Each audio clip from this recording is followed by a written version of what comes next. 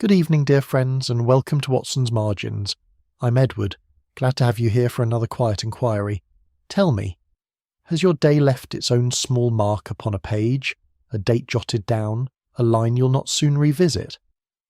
Watson learned that even a single altered figure in a ledger may conceal a truth no one dared speak aloud. Do subscribe, that no record escapes your notice. Now, listen closely. For as Holmes believed, nothing written is ever quite beyond the reach of reason. Find us also on the Watson's Margin Spotify channel linked below. The Orderly Silence of Pentonville. There are, in the long chronicle of my association with Mr. Sherlock Holmes, certain cases which announce themselves with violence, and others which creep in upon a quiet morning wearing the mild face of clerical error. It has been my experience that the second variety is very often the more dangerous, for where blood is spilled, the eye is drawn at once to the wound. But where only a date has been altered in a ledger, or a signature written a shade too carefully, the crime may lie concealed for years beneath the outward appearance of order. Such a case was that of the altered prison register, which came to us in the November of a certain year, and which I have long hesitated to set down, owing to the delicacy of the persons concerned. The morning in question was wet in the particular manner of a London November, when the fog seems to rise less from the river than from the pavement itself, and the gas lamps burn yellow at 10 o'clock, as though ashamed of the hour. I had come round to Baker Street after breakfast, my practice being light that week, and found Holmes in his dressing gown before the fire, engaged in the somewhat unusual occupation of doing nothing whatsoever. His pipe was cold in his hand, and he greeted me with an expression of such profound and settled boredom that I confess I felt a certain guilty pleasure when, at 10:30, Mrs. Hudson announced a visitor. "A Mr. Edwin Harcourt, sir. He says the matter is urgent, though he would not tell me what it concerned." "Send him up, by all means," said Holmes, rising with something of his old energy. "A man who will not confide in Mrs. Hudson is a man worth hearing, Watson. She has extracted confessions from bishops." The gentleman who entered was perhaps 35, thin, precise in his dress, and possessed of the particular pallor that comes from long hours spent among papers and gaslight rather than open air. He held his hat in both hands and turned it continually, a habit which Holmes observed I noted with the same quiet attention he gave to footprints or cigar ash. "Mr. Holmes," he began, "I am a clerk in the records office at Pentonville Prison. I have come to you because I do not know where else a man may go with a fear that sounds, when spoken aloud, entirely foolish." "Foolish fears are frequently the soundest," said Holmes, motioning him to a chair. "Pray sit and tell me what has disturbed the excellent order of Her Majesty's prison records." Harcourt sat upon the very edge of the chair, as though prepared to spring from it. "It concerns a prisoner named Silas Rook, released some 3 weeks ago after serving 7 years for fraud and the intimidation of witnesses.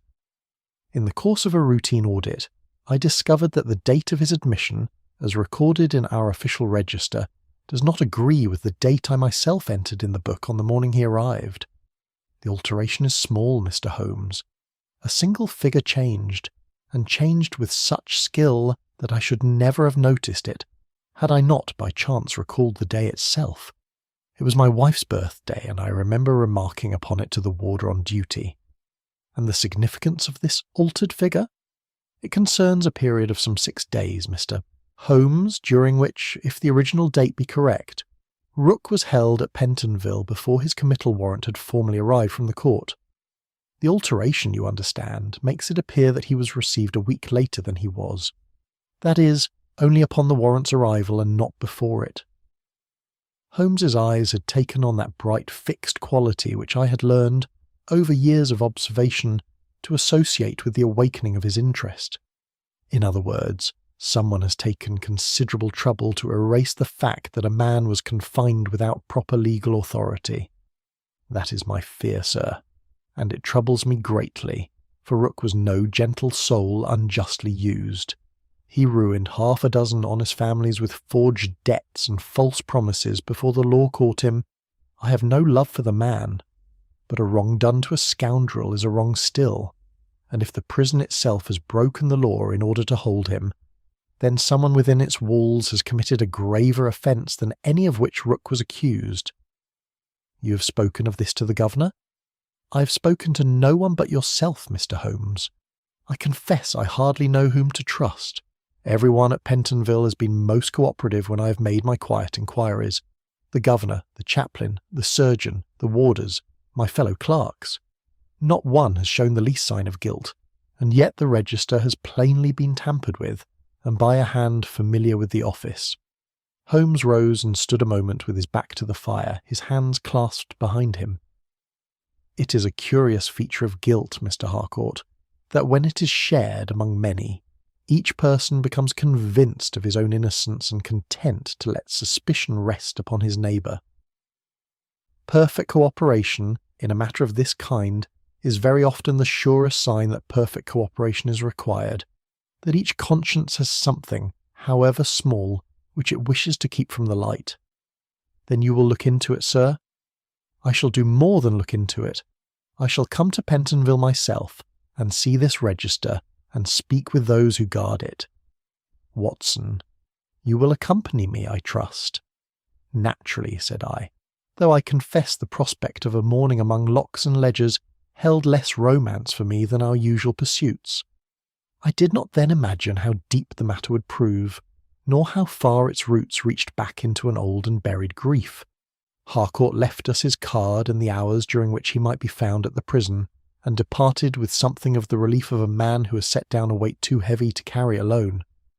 When the door had closed behind him, Holmes turned to me with a curious smile.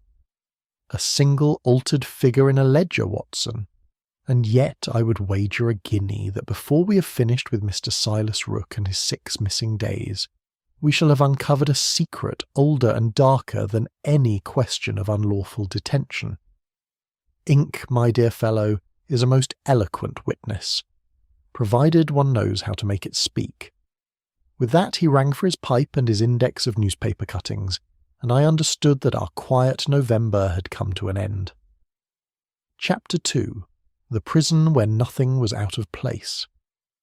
The cab set us down before the great grey gatehouse of Pentonville a little after noon, the rain having settled by then into a fine, persistent mist that clung to the stone like a second skin.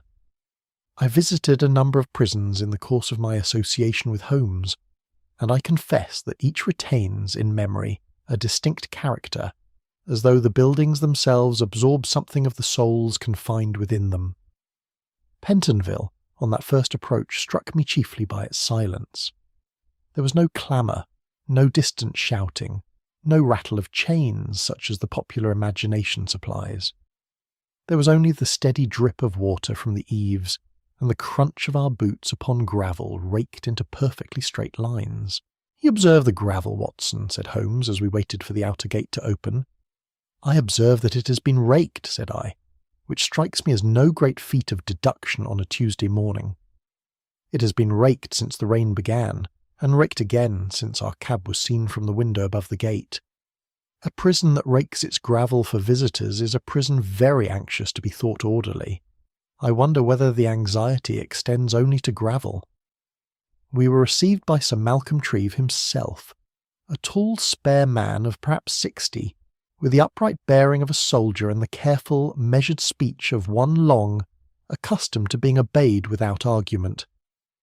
His hair was iron grey, his moustache clipped with military precision, and his eyes, though courteous, held a wariness that I thought went beyond the ordinary caution of a man showing strangers through his establishment. "Mr. Holmes, Dr. Watson, Harcourt has told me of your visit, though I confess I do not fully understand its necessity. Our records are audited twice yearly, and this office has never once been found wanting." "I have no doubt of it, Sir Malcolm," said Holmes pleasantly. "It is precisely because your records are so seldom found wanting that a single discrepancy becomes of interest. A slovenly office produces slovenly errors by the dozen, and no one troubles himself over them. A precise office produces at most one error in 7 years, and that error is worth examining closely, for it did not happen by accident.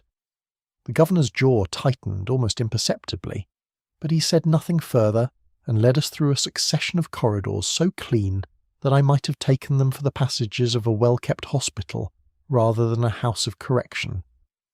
Every door was numbered in white paint. Every key upon the warder's great rings bore its own brass tag, and the very silence of the place seemed a kind of discipline, imposed and maintained by will. We were introduced, in the course of that long afternoon, to the several persons whose lives touched, in one degree or another, upon the register and its secret.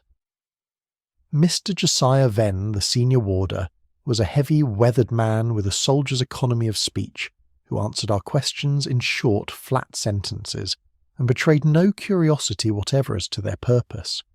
I noticed, though I thought little of it at the time, that he carried his right arm somewhat stiffly, and favoured his left hand when he reached to unlock a gate for us. The Reverend Abel Cording, the prison chaplain, was a different sort of man entirely. Gentle, stooped, with the anxious eyes of one who has heard too many confessions to sleep easily at night. He spoke of his duties with evident sincerity, and when Rook's name was mentioned, I observed a shadow cross his face that he was at some pains to conceal. I knew the man well, he said, as well, perhaps, as any man knew him. He was not without his terrors, Mr. Holmes, whatever his crimes. Terrors of what nature, Reverend? That, said Cording, with a faint and troubled smile, is a question I am not yet prepared to answer. Dr. Septimus Vale, the prison surgeon, received us in a small, spotless office that smelled of carbolic and old paper. He was a compact, self-possessed man of perhaps 50, with quick, intelligent eyes and the unhurried manner of one who has long ago made peace with the sight of human suffering. He spoke of Rook's constitution, his illness during the 6th year of confinement, and the ordinary business of the infirmary with a fluency that struck me as entirely natural, and which I did not then think to question. He was unwell for some weeks, said Vale. A low fever, nothing remarkable in a man of his age and habits. I attended him myself, as I attend all the men here. Last of the principal figures was Miss Lydia March, a records assistant of perhaps 30 years, composed, efficient, and dressed with a plainness that seemed almost a deliberate rebuke to ornament. Harcourt had told us, in a low voice as we crossed the yard, that her father had once been a prosperous tradesman, ruined utterly by one of Rook's forged debts, and had died, broken in fortune and spirit within a year of the fraud's discovery. Miss March offered this history herself without being asked, and with a composure that I found, on reflection, rather remarkable. I will not pretend I love the man, Mr. Holmes, I did not, but I have never touched the register with any intent to alter it, and I resent the implication, however delicately you have phrased it. I have made no implication, Miss March, said Holmes mildly. I have asked only to see the room in which the register is kept. It was towards evening, as the light was failing and the warders were lighting the corridor lamps, that Holmes at last fell silent, and remained so through the greater part of our return journey to Baker Street. I had grown used to these silences over the years, and did not disturb them, knowing that behind that still exterior his mind was engaged in sorting and weighing all that the day had shown him. "A curious thing, Watson," he said at last as our cab rattled over Pentonville Road. 6 people have shown us 6 faces today, and every one of those faces was, I think, entirely genuine. Venn's indifference, Cording's guilt, Vale's calm, Miss March's composed resentment. None of it was performance, and yet somewhere among those genuine faces lies a lie so carefully constructed that it has stood undetected for 7 years.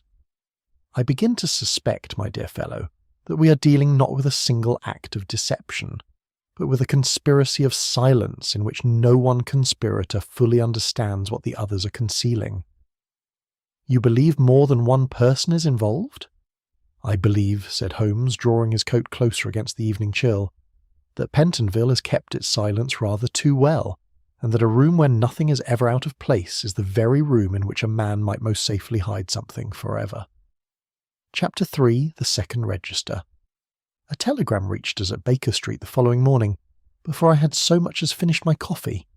Holmes read it twice, then passed it across the table without comment. It was from Harcourt, and its message was brief to the point of alarm. "The duplicate register is missing. Come at once if you can." "The duplicate register," said I.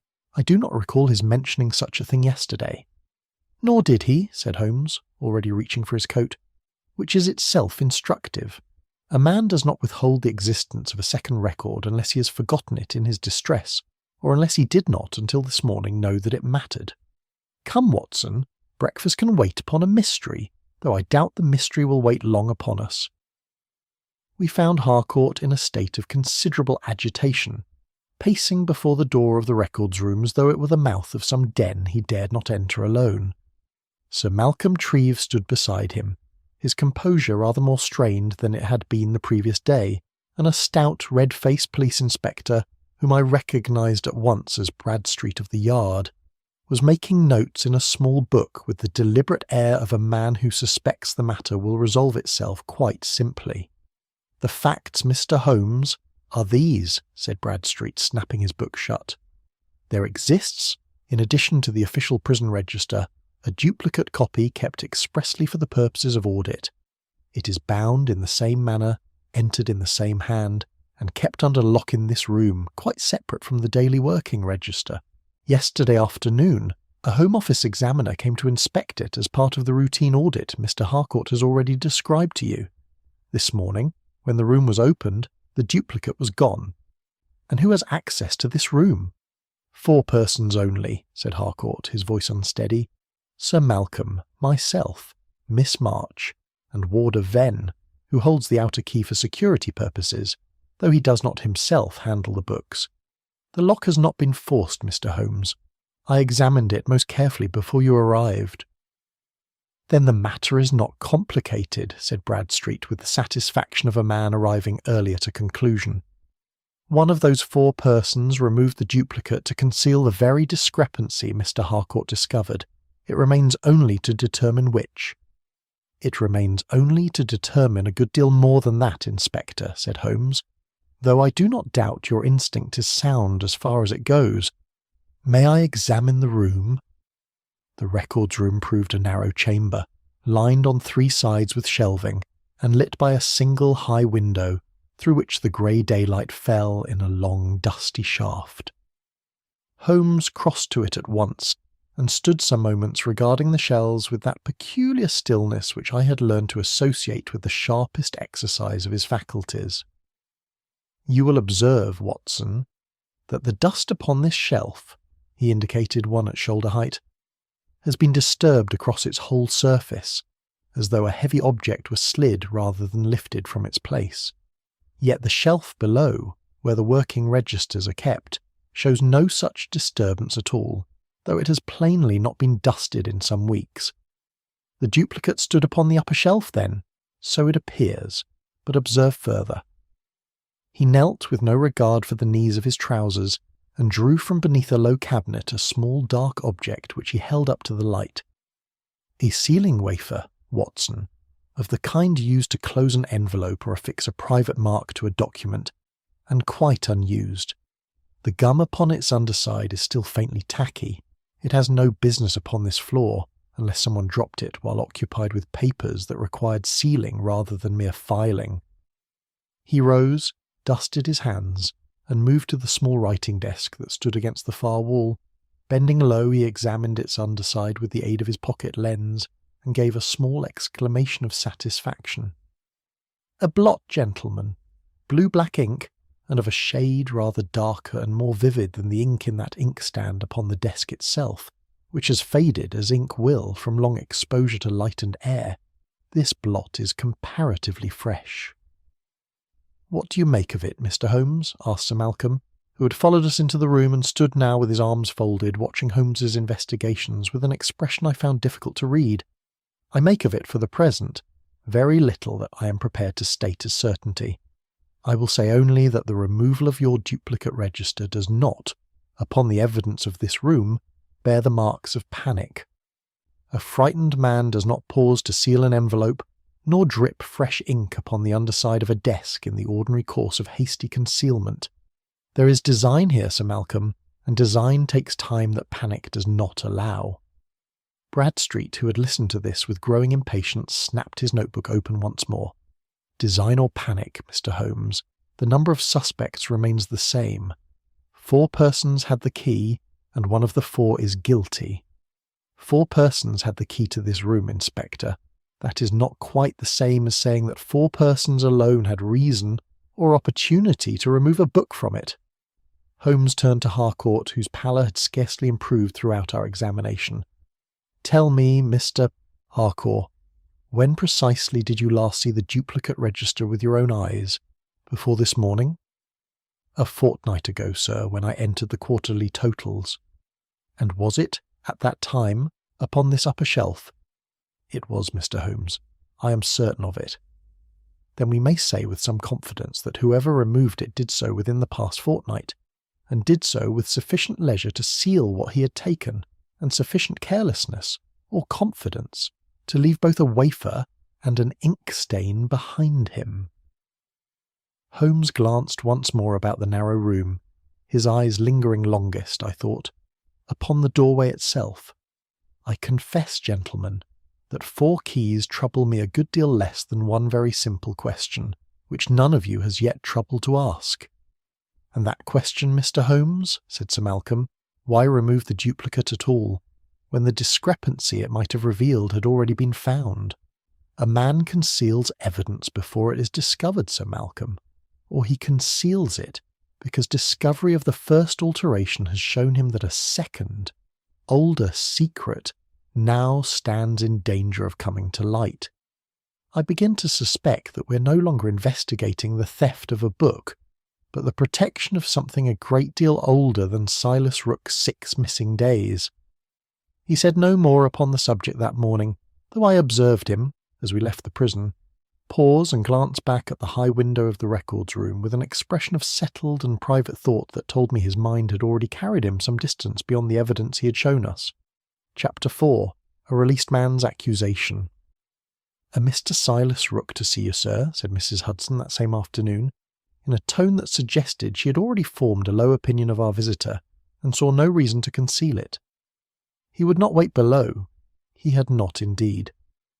Before she had finished speaking, a thin, restless figure pushed past her into the sitting-room, and I understood at once from the swiftness of his movement and the sharp, assessing glance he threw about our chambers that we were in the presence of a man long accustomed to reading a room for its weaknesses before he had troubled to remove his hat.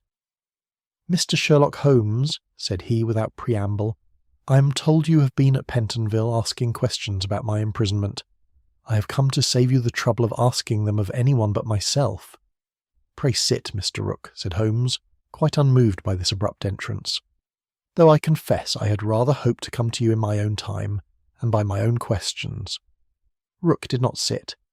He was a spare, sallow man of perhaps 45, with quick dark eyes and long, restless fingers that never quite ceased their motion, now smoothing his coat, now tapping the head of his stick, now rising to straighten a cravat that required no straightening. There was something of the actor in him, I thought, a man who had rehearsed his indignation so often in the solitude of his cell that it now came to him as naturally as breath, and yet did not, for all its practice, entirely convince. "I was held at Pentonville for 6 days before any warrant reached the prison authorizing my confinement," he said, striking his stick once upon the floor for emphasis. 6 days, Mr. Holmes, during which I was neither convicted nor even formally charged, yet locked as securely as any felon under sentence. This is unlawful detention, sir, and I intend to make the prison pay for it in a court of law, and every officer who connived at it besides. You have proof of these 6 days? I have my memory, and now, thanks to Mr. Harcourt's honesty, I have the discrepancy in the register itself, which someone within those walls was foolish enough to alter, and then more foolish still to be discovered altering. And what do you propose was the purpose of such an alteration, if it was made, as you suggest, to conceal your unlawful detention? Surely a man who wished to hide such a fact would alter the record to show a later date of admission, not leave the truth so carelessly close to the surface that a clerk might stumble upon it by chance. For the first time since his entrance, Rook hesitated, and I saw a flicker of something pass across his face that was not quite calculation and not quite fear, but partook of both. "I am not a lawyer, Mr. Holmes. I do not pretend to explain the workings of a criminal mind. I ask only that justice be done, and that those who wronged me be made to answer for it."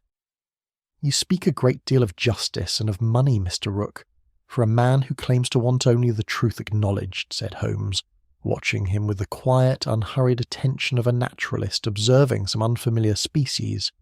"Tell me, in all the years of your confinement, did you ever have occasion to speak with a prisoner named Nathaniel Price?"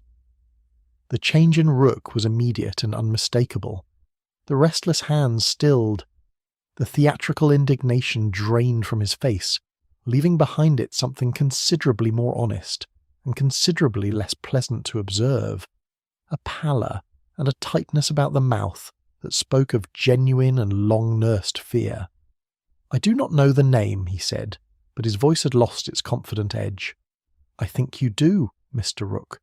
I think you knew him rather well, in the infirmary, during the illness that kept you from your usual labours in the 6th year of your sentence." Holmes leaned forward slightly. "You came here today prepared to speak at length of dates and warrants and lawful process, and you spoke of them fluently as a man speaks who has rehearsed his lines. But the mention of the infirmary and of a dead man's name has silenced you more completely than any cross-examination I might have devised. I find that circumstance considerably more interesting than the 6 days you have come to complain of." Rook said nothing further of substance. He gathered what remained of his composure, declared that he had said all he intended to say, and took his leave with a haste that contrasted sharply with the confident stride of his arrival.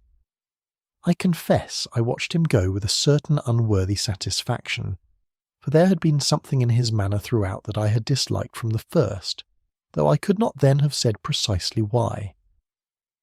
We had scarcely settled again before the fire when a second interruption arrived, this time in the form of a boy with a note from Harcourt, written in a hand so agitated that the letters themselves seemed to stumble across the page.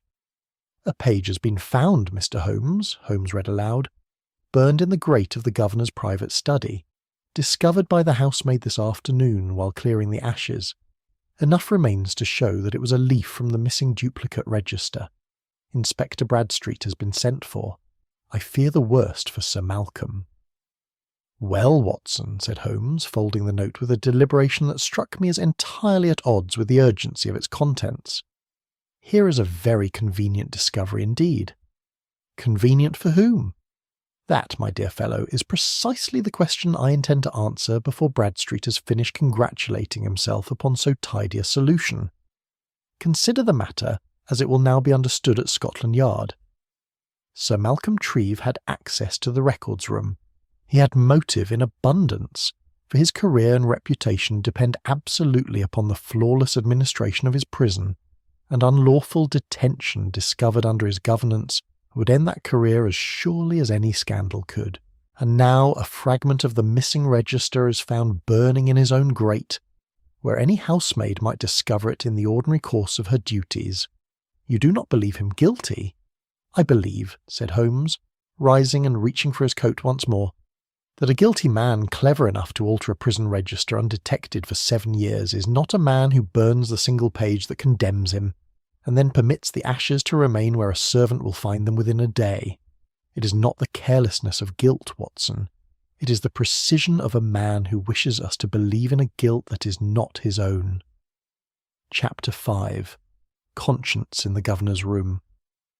We found Sir Malcolm Treve a considerably altered man from the dignified figure who had received us 2 days before.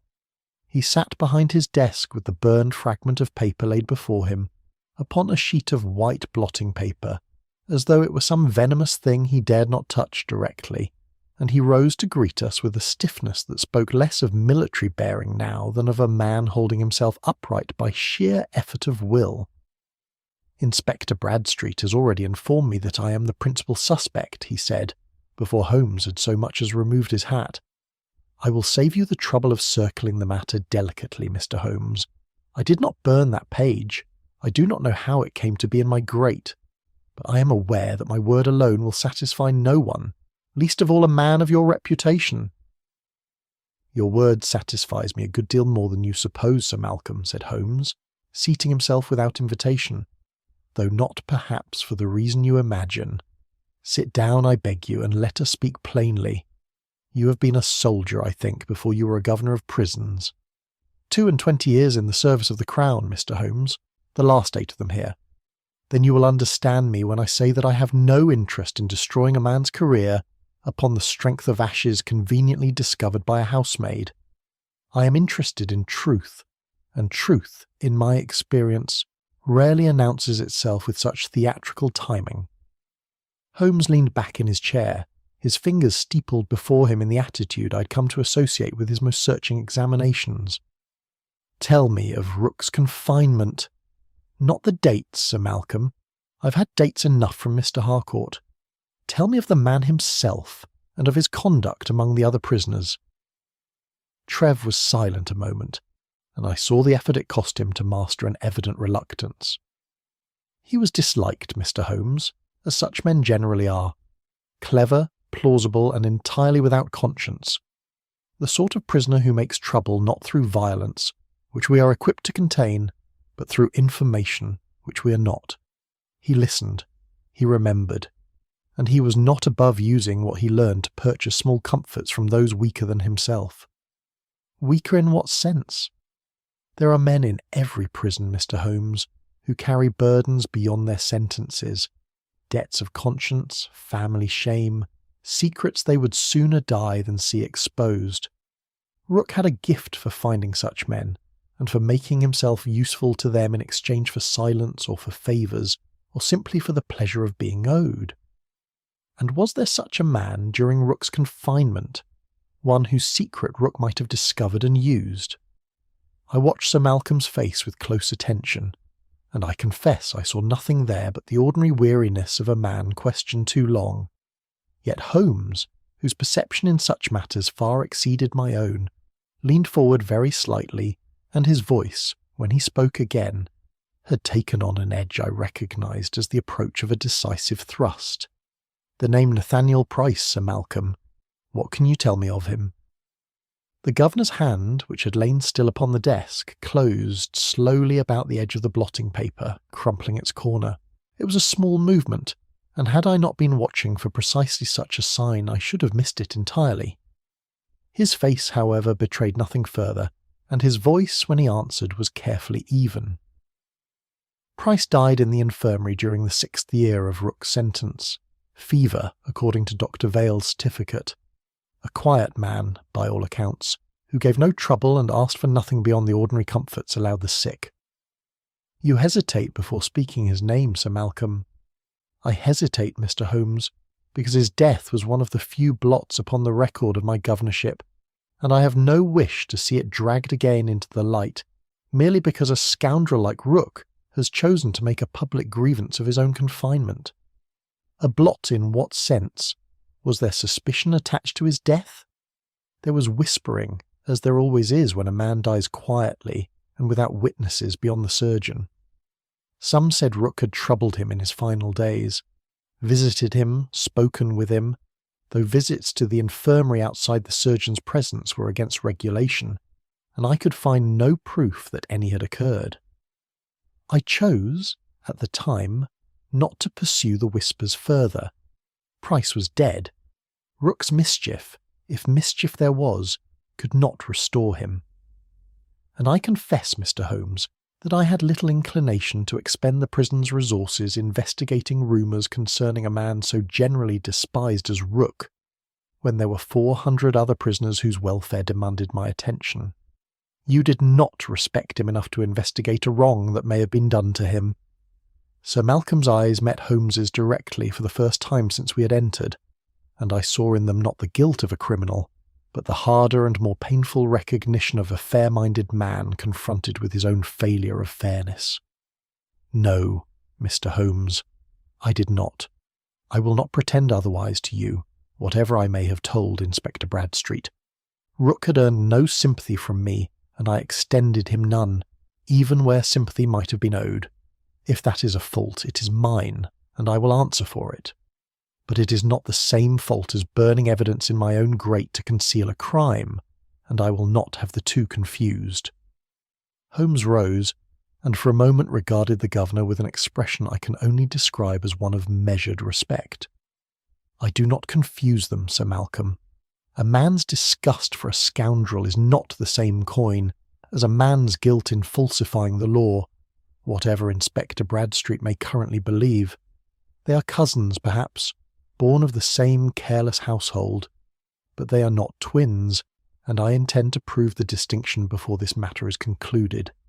As we descended the stone stair from the governor's office, I ventured to ask Holmes what he made of the interview. "I make of it, Watson, a man who has been careless of justice out of contempt for an unworthy object, and who is now paying a heavier price for that carelessness than the fault deserves. His conscience is not clean, he has admitted as much himself, but it is not the conscience of a forger. Somewhere in this prison, my dear fellow, a very different conscience is at work, one considerably more skilled with a pen than with the truth, and considerably less willing to confess even a fraction of what it knows." Chapter 6. The Chaplain's Fear. The prison chapel, when we were shown into it that afternoon, proved a plain and narrow room, its whitewashed walls unadorned save for a single wooden cross above the altar, and its air heavy with the particular stillness that settles upon places built for confession rather than celebration. We found the Reverend Abel Cording seated in the foremost pew, not at his devotions, but simply sitting, his hands folded loosely in his lap and his eyes fixed upon some point beyond the altar that I did not think existed in any physical sense. "You have come about Price," he said, without turning, before either of us had spoken a word. "You anticipate me, Reverend," said Holmes, seating himself in the pew across the narrow aisle. I had intended to approach the subject rather more gradually. "I have expected this visit since Harcourt first came to me 3 weeks ago, in considerable distress over a discrepancy in the register.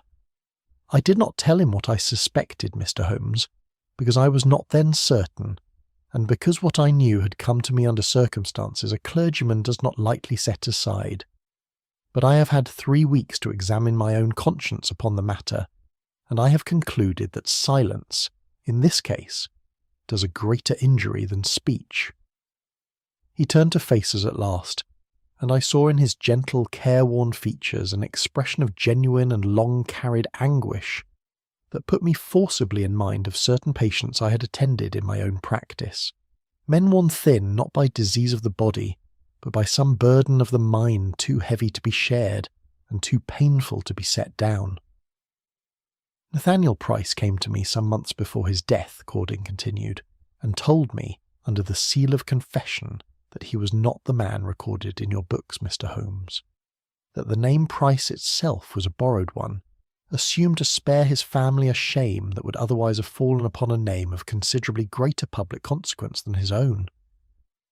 You are telling me, Reverend, that a man of some standing committed a crime and allowed a substitute name to bear the consequence of it in his stead.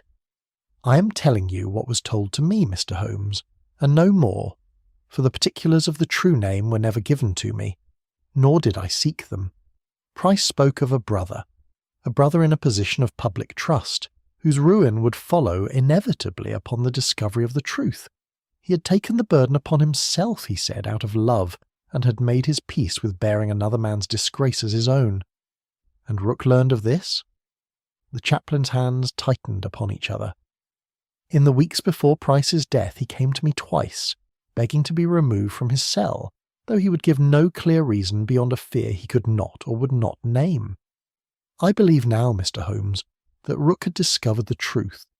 Through what means I cannot say, for Rook had a gift, as Sir Malcolm has doubtless told you, for extracting confidences from frightened men, and that Price lived his final weeks in terror not of death, which came to him gently enough in the end, but of exposure. Yet Price's death was certified as fever, and no suspicion attached to it beyond idle whispering. I have never doubted the fever, Mr. Holmes. Dr. Vale is a careful and honest physician, and I have no reason to question his certificate.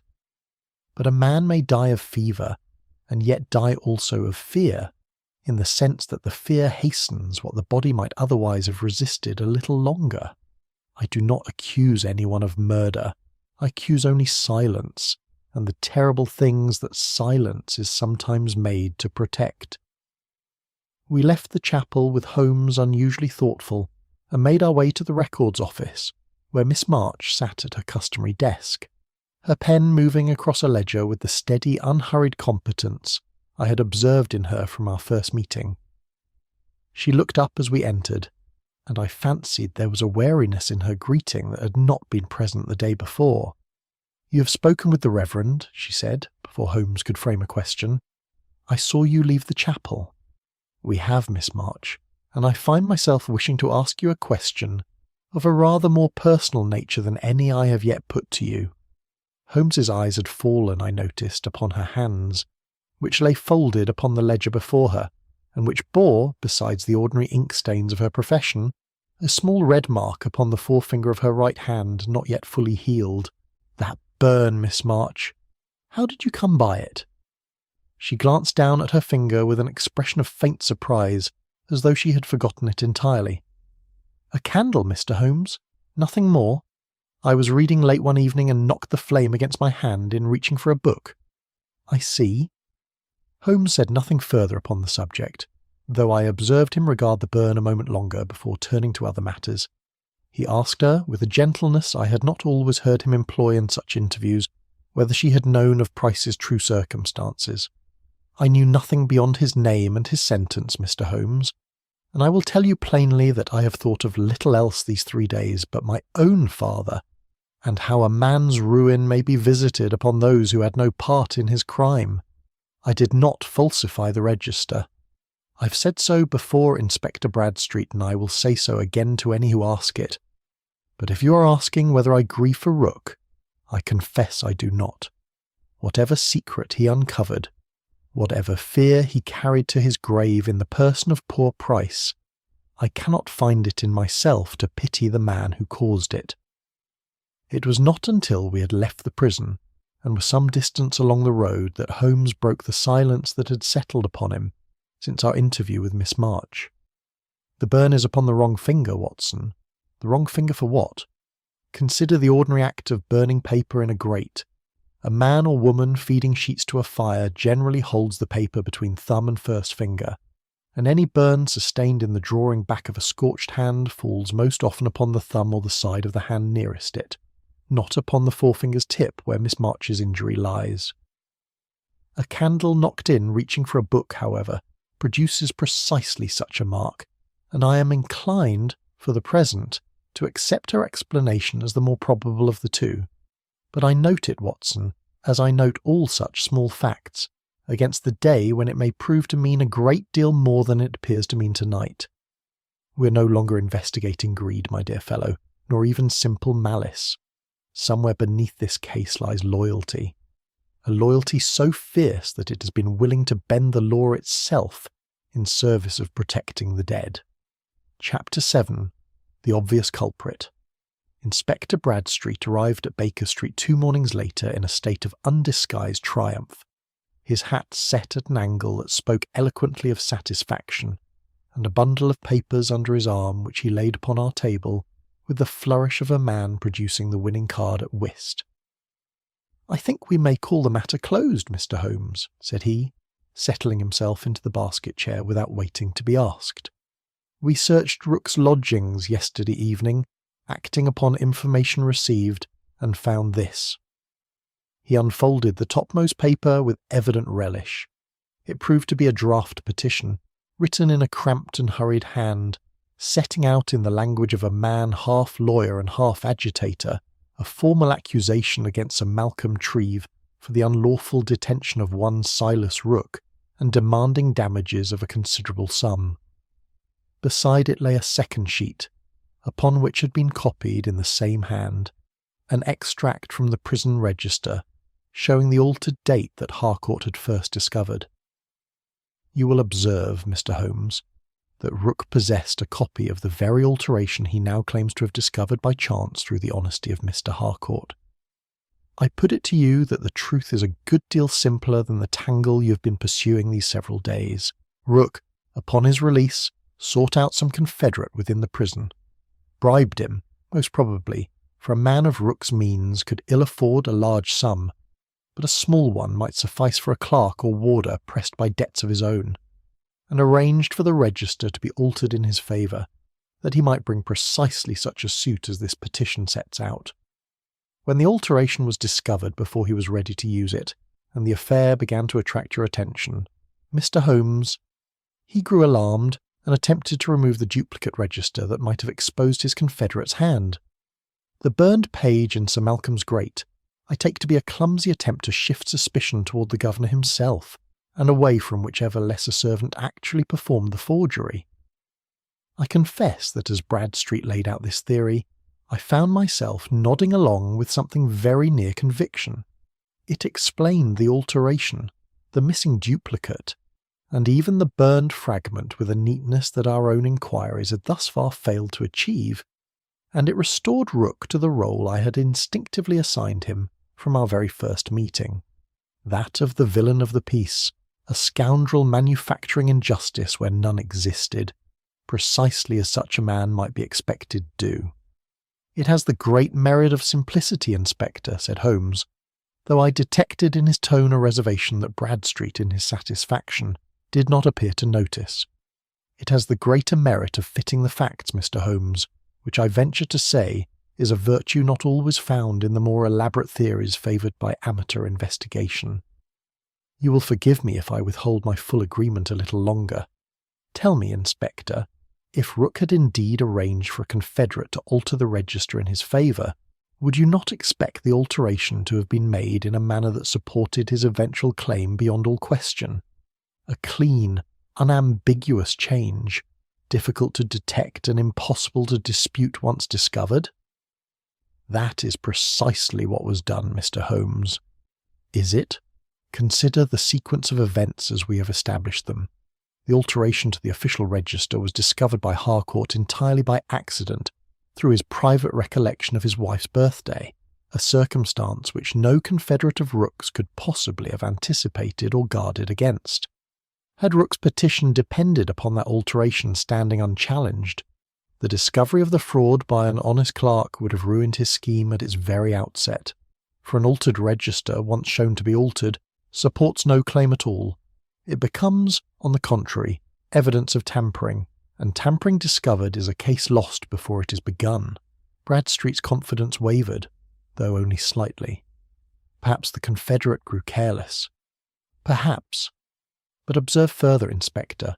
You tell me the duplicate register vanished only after Harcourt had already discovered the alteration in the official book.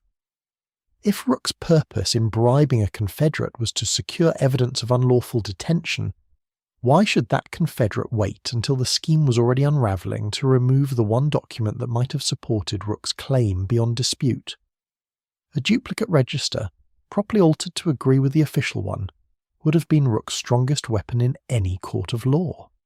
Its disappearance serves not to advance his suit, but to destroy the last remaining proof of exactly the fact he claims to be pursuing. Then how do you account for this? Bradstreet gestured toward the petition, and its accompanying extract plainly nettled. I account for it very simply, Inspector, though I do not yet claim to account for everything it implies. Rook discovered the alteration in the official register. Whether through his own cunning, or through information supplied to him by another, I cannot yet say. And he resolved, being the man he is, to turn that discovery to his own profit. The petition is genuine, I have no doubt, and represents exactly the scheme of extortion you suppose. But it was written after the alteration was made, not before it, and Rook's part in the affair is that of a jackal following a trail laid by some other and more capable hand, rather than the architect of the alteration itself. Bradstreet gathered his papers with the air of a man not wholly convinced, but unwilling to argue the point further in the face of Holmes's evident certainty. You will forgive me, Mr. Holmes, if Scotland Yard finds it easier to proceed upon the theory that satisfies both the evidence and the ordinary demands of justice. Rook is precisely the sort of man juries are eager to condemn, and I confess I see little harm in allowing them the opportunity. When the inspector had taken his leave, Holmes stood some time at the window, watching the street below with an expression of settled dissatisfaction. "It is a dangerous thing, Watson, when a false explanation happens to please every party at once. Bradstreet is satisfied, for it closes his case. Sir Malcolm is relieved, for it removes the shadow from his own office. Even the prison staff may breathe more easily, for it restores Rook to his proper villainy and asks nothing further of any honest man among them. But truth is rarely so obliging as to arrange itself for everyone's comfort, and I begin to suspect that the real architect of this affair has been content, these several days, to let Rook's greed provide precisely the convenient scapegoat that now threatens to close the case before its true purpose has been served. You still believe Rook innocent of the alteration itself? I believe, my dear fellow, that we have been looking a fortnight for a forger, and have questioned everyone in that prison save the one man whose daily duties gave him leave to carry official papers beyond its walls without exciting the smallest suspicion. It is time, I think, that we paid a further visit to Dr. Vale." Chapter 8. The Overlooked Physical Detail. I did not accompany Holmes upon his return to Pentonville that morning, being engaged with a patient whose case admitted of no delay, and it was not until early afternoon that a telegram summoned me to the prison with a brevity characteristic of its author. "Come at once to the records room. Bring your eyes, not your opinions." I found him upon my arrival kneeling before the lower shelving of that narrow chamber, his coat cast aside upon a chair and his shirt sleeves rolled to the elbow, engaged in an examination so minute that he appeared scarcely to notice my entrance until I had stood some moments at the door. "Ah, Watson, you are come at a fortunate hour. I have spent the better part of 2 hours upon my knees before this shelf, and I believe I have at last extracted from it every particle of information it is prepared to yield." "You look as though you'd been polishing the floor rather than examining it." An apt observation, though not, I think, the one you intended as compliment. Come here and tell me what you observe of this shelf, without troubling yourself over what significance it may hold. I wish for your eyes untainted by theory.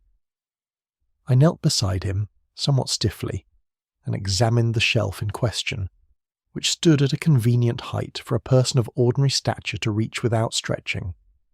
A fine layer of dust lay across its surface, disturbed in a broad, curving swathe that ran from the left-hand edge inward, as though some heavy object had been dragged rather than lifted clear. "The dust has been disturbed toward the left," said I. "The register must have been pulled from that side rather than lifted straight down as one would ordinarily remove a book from a shelf at this height." "Precisely, Watson, and I commend you upon the observation. Now, Harcourt is right-handed, as I satisfied myself by watching him take up his pen upon our first visit. Miss March writes with her right hand also, as does Sir Malcolm, whose signature I have seen upon a dozen official documents these past days. Warder Venn, however, as I observed upon our very first afternoon here, though you may not have marked it, carries his right arm with a certain stiffness, the legacy, he tells me, of an old injury sustained in the course of restraining a violent prisoner some years ago.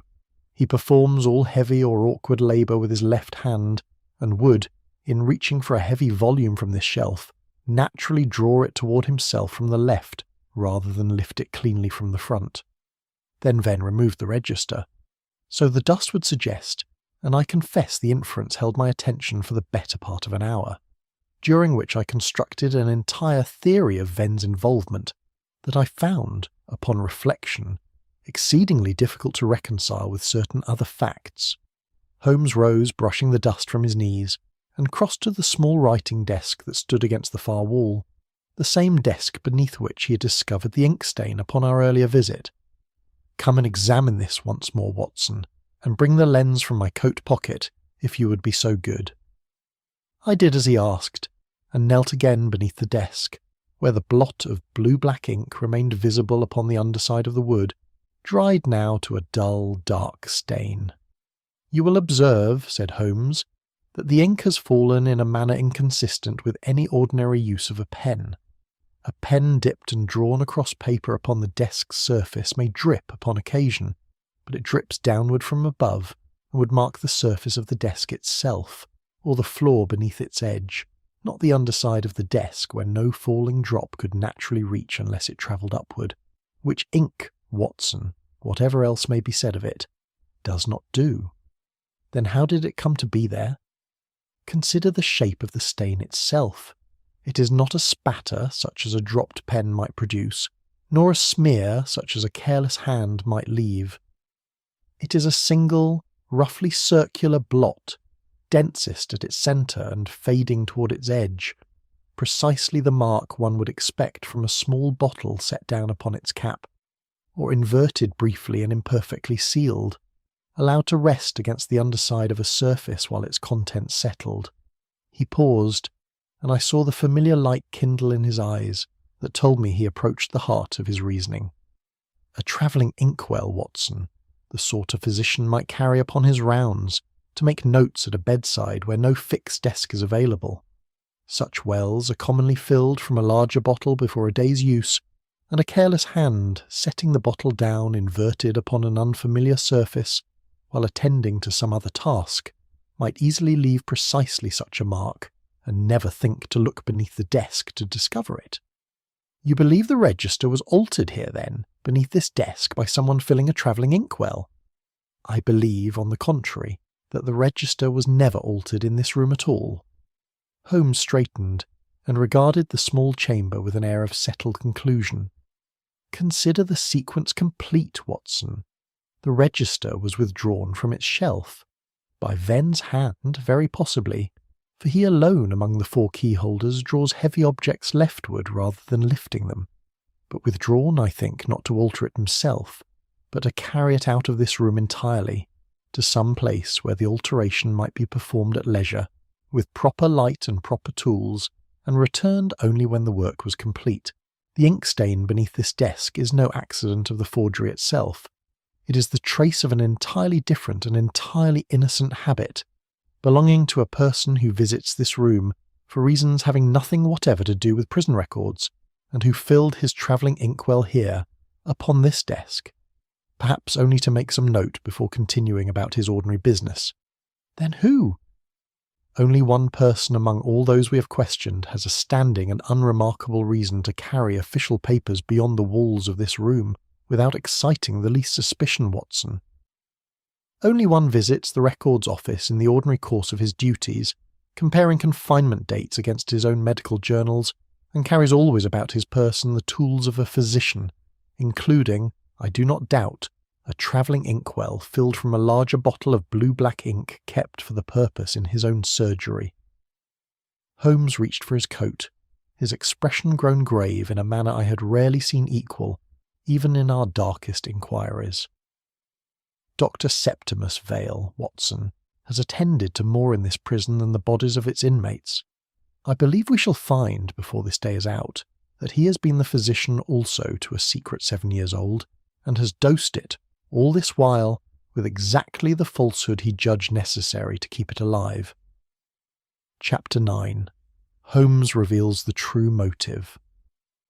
The governor's office, when we gathered there that evening at Holmes's request, held a company of 7 besides ourselves, and I do not think I have often seen so curious an assembly of faces, each schooled to a composure that betrayed, in one degree or another, the strain of waiting upon a judgment none could yet foresee. Sir Malcolm sat behind his own desk, though he had yielded the room itself to Holmes's purpose. Harcourt stood near the door, twisting his hat as was his habit. Venn occupied a hard chair by the window, arms folded, his weathered face giving away nothing. The Reverend Cording sat with his hands folded as though in prayer. Miss March had taken a chair somewhat apart from the others, her composure, I thought, more brittle than before. Dr. Vale stood near the fire, his manner outwardly as calm and self-possessed as it had been upon our first meeting. Inspector Bradstreet completed the circle, notebook in hand, his earlier confidence tempered now by evident curiosity as to what Holmes intended to demonstrate. "I have asked you here," Holmes began, "not to accuse a scoundrel, for the scoundrel in this case, Silas Rook, has already condemned himself sufficiently through his own conduct these past weeks. I have asked you here because a wrong has been done to the law itself, and because that wrong was not committed for money, nor for malice, but for a motive I believe every person in this room will find, upon reflection, more difficult to condemn than to understand." "You are speaking in riddles, Mr. Holmes," said Bradstreet, though without his former sharpness. "I will speak plainly then. The alteration to the prison register was not made to assist Rook, nor to conceal any unlawful detention of his, real or imagined. It was made 7 years ago, in the 6th year of Rook's sentence, to protect the true identity of a prisoner who died in this prison's infirmary under a name that was not his own." I saw Cording's hands tighten upon each other, and Sir Malcolm's face grow very still. "Nathaniel Price," Holmes continued, "was, as the Reverend Cording has already told me under the seal of a confidence he judged, rightly I think, too dangerous to keep entire, a man who had assumed another's disgrace to spare a brother of considerable public standing from ruin. Dr. Vale, who attended him throughout his final illness, learned the truth of his identity, whether through some slip in the man's delirium or through papers found among his effects, I cannot say with certainty, though I suspect the latter, since a physician's duties would naturally bring him to examine whatever the dying man carried. Dr. Vale had not moved from his place by the fire, but I observed a change come over him none the less, a stillness more absolute than composure, the stillness of a man who has ceased to perform calm and has instead surrendered to it as the only remaining refuge. Vale kept the secret," Holmes went on, "out of loyalty to a dying man's wish, and out of a physician's natural reluctance to see private suffering made public property.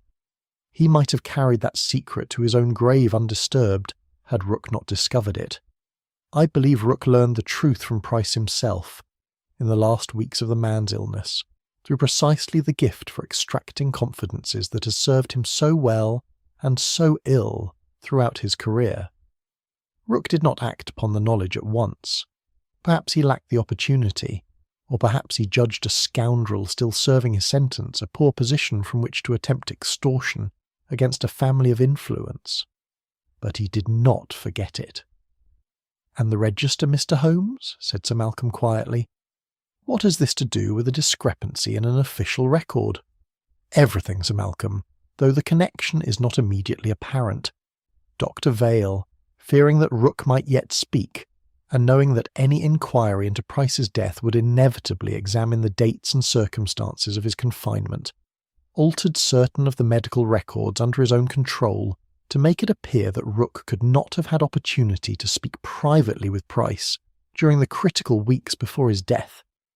It was a small falsehood, gentlemen, intended to close off a line of inquiry that might otherwise have led to the truth. But a falsehood, once committed to paper, has a way of demanding company. The medical dates, once altered, no longer agreed precisely with the confinement dates recorded in the official register, and Dr. Vale, in his determination to make the deception whole and consistent, altered the register also. Is this true, Vale?" Sir Malcolm's voice had grown very quiet. Dr. Vale did not answer at once. He looked instead at Holmes with an expression that held less anger than a kind of exhausted relief, the look of a man who has carried a weight so long that even its violent removal comes as a mercy. "The recent alteration Harcourt discovered," Holmes continued before Vale could speak, "was not a fresh crime, but a correction to an old one. Something in the audit process, or perhaps some careless remark of Harcourt's own, alerted Vale to the fact that his 7-year-old falsification no longer held together as securely as he had believed. He entered the records room, using knowledge of its arrangements gained through his frequent legitimate visits to compare medical and confinement dates, and made the final adjustment he judged necessary to preserve consistency. In doing so, he left a wafer upon the floor, meant for sealing some private note, and an ink stain beneath the desk from a travelling inkwell he had filled while occupied with the work. When Harcourt's chance discovery of the alteration threatened to bring investigators into the records room, Vale removed the duplicate register entirely, for it would have exposed the discrepancy between his correction and the original entry it contradicted. And when suspicion began to gather about Sir Malcolm, whose ruin would have served Vale's purposes rather better than his own exposure, a fragment of that duplicate was burned in the governor's grate, placed there, I believe, during one of Vale's routine visits to this office to discuss the health of the prison's inmates. "I never intended Sir Malcolm to suffer for it," said Vale at last, his voice low but steady. "I intended only that the matter should close quietly, as such matters generally do when no one presses too hard against them. I did not foresee Rook's petition, nor Harcourt's memory for his wife's birthday, nor a detective's eye for an ink stain no ordinary man would trouble to examine." "You falsified the law, Dr. Vale," said Holmes, not unkindly, "to preserve a dead man's secret and a living family's reputation. I do not think you acted from any baser motive than mercy. But mercy that demands falsehood from the record of justice ceases, before very long, to be mercy at all, and becomes instead a debt that others are made to pay in your stead. Sir Malcolm's reputation, Miss March's peace of mind, Harcourt's trust in the office he has served so faithfully. You have done a kindness to the dead, Doctor, at a considerable and unjust cost to the living. Chapter 10. Law, Mercy, and Reason. Dr. Vale confessed the whole of it before the evening was out, quietly and without further resistance, as a man confesses who has long since grown weary of the effort required to sustain a falsehood. He told us that Price, in the delirium of his final fever, had spoken his true name aloud, and had begged Vale, in a lucid interval that followed, to let the borrowed name stand upon the record forever, that his brother's position and his family's honour might remain untouched by scandal. Vale had given his word, and had kept it in the only manner he believed available to him, not through silence alone, which might have been overturned by any sufficiently determined inquiry, but through the deliberate and considered falsification of the documents that might otherwise have betrayed the truth. "I have asked myself many times these past days, Mr. Holmes, whether I should have simply refused him," Vale said, as Bradstreet made the final notes that would form the substance of his report. "A dying man's request carries a weight that reason finds difficult to resist at the bedside, whatever it may counsel afterward at a distance. I do not ask you to excuse what I have done. I ask only that you believe I did not do it lightly, nor for any gain of my own." "I believe you, Dr. Vale," said Holmes, "and I think the courts, when they come to weigh your case, will find in your history and your evident want of self-interest a good deal of mitigation. But I would have you consider, in whatever leisure your circumstances now afford you, that the law you have injured exists for the protection of men considerably less fortunate than the brother you sought to shield. A record that may be altered for mercy's sake in one instance may be altered for cruelty's sake in the next, and the law, once shown to bend, seldom bends only in the direction its first violator intended." "Mercy that demands a lie," said Vale slowly, as though testing the phrase against his own conscience, and finding it, at last, impossible to refute, "is no true mercy at all. I understand you, Mr. Holmes, though I confess I understand it now a good deal too late to be of use to anyone." The days that followed brought a resolution to the several threads of the affair, though not, I think, a resolution that satisfied every party in equal measure, as such resolutions rarely do. Sir Malcolm Treve was formally cleared of any deliberate wrongdoing, the burned fragment having been shown conclusively, through Holmes's reconstruction of Vale's movements, to have been planted rather than the product of the governor's own hand. Yet the prison itself was made subject to an official inquiry into the general laxity that had permitted so grave a falsification to proceed undetected for 7 years, and Sir Malcolm bore this inquiry, I am told, with the same stiff and soldierly composure he had shown throughout our own investigation, accepting a censure he plainly regarded as, in some measure, deserved. Harcourt, whose honest memory of his wife's birthday had set the entire matter in motion, emerged from the affair a shaken but somewhat vindicated man, his diligence in the discovery of the discrepancy praised where it might, in a less scrupulous office, have been quietly buried. I met him once more some weeks later, in the corridor of the prison upon a final visit Holmes paid to confirm certain details for his own records, and found him a little greyer about the temples, but steadier in his manner than the anxious clerk who had first come to Baker Street. Miss March, who had borne the weight of suspicion longest and most unjustly, given the history of her father's ruin at Rook's hands, accepted the outcome with the same composed dignity she had shown throughout, though I fancied I detected in her upon our last meeting something softer than the guarded resentment of our first. "I am glad, Mr. Holmes," she told him, "that Rook's wickedness did not in the end extend to this. I should not have wished to think that even a scoundrel's ruin could be built upon an injustice done to someone else." As for Rook himself, he attempted, true to his nature, to extract what advantage he could from the scandal once it broke, hawking his grievance to any newspaper that would print it, and threatening suits against half the officers of the prison in turn. But Holmes's reconstruction of the affair, laid before the proper authorities with a precision I had come to expect of him, left no honest ground upon which Rook might stand, and his 6 days of alleged unlawful detention, upon closer examination of the original warrants issue, proved to have been no true grievance at all, but a delay in paperwork of the most ordinary and unremarkable kind. He gained, in the end, neither money nor sympathy, and passed, so far as I am aware, into the obscurity that a man of his character generally earns for himself sooner or later. Warder Venn, whose left-handed removal of the register from its shelf had so nearly cast suspicion upon an entirely innocent man, was found to have carried the volume from the room upon Vale's own quiet instruction, believing it, in his own simple account, to be nothing more than a physician's ordinary request to compare certain infirmary dates against the official record. He had thought no more of the errand than he thought of any other task assigned him in the routine discharge of his duties, and I confess I felt a certain relief on his behalf that so blunt and honest a man should be found guilty of nothing beyond an excess of obedience. It was some evenings later, when the case had at last been fully closed, and Bradstreet's report submitted to the satisfaction of his superiors, that I found Holmes seated once more before our fire at Baker Street, the restored and corrected prison register having been returned, by his own insistence, to its proper place at Pentonville, its pages no longer bearing the false consistency that Vale's careful hand had imposed upon them, but honest at last, however imperfect that honesty might appear beside the smooth deception it replaced.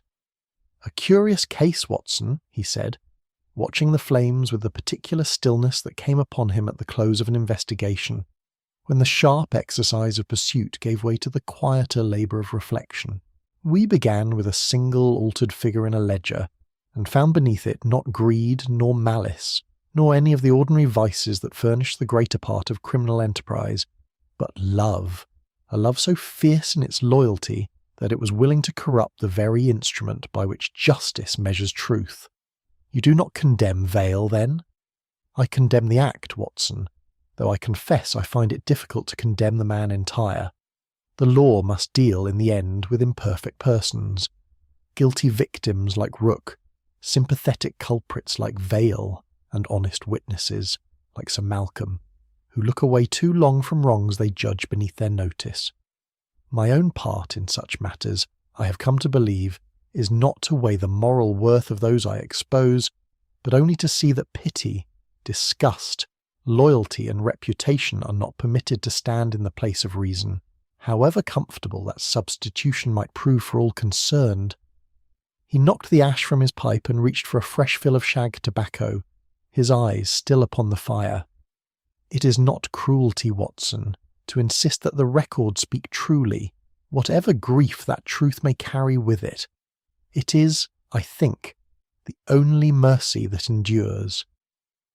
I said nothing further, but sat a while in the companionable silence that had grown, over so many shared inquiries, to be one of the quiet comforts of my life, and watched the firelight play upon the face of my friend, who had once again drawn order from confusion and truth from the patient, unglamorous labour of observing what other men had merely seen.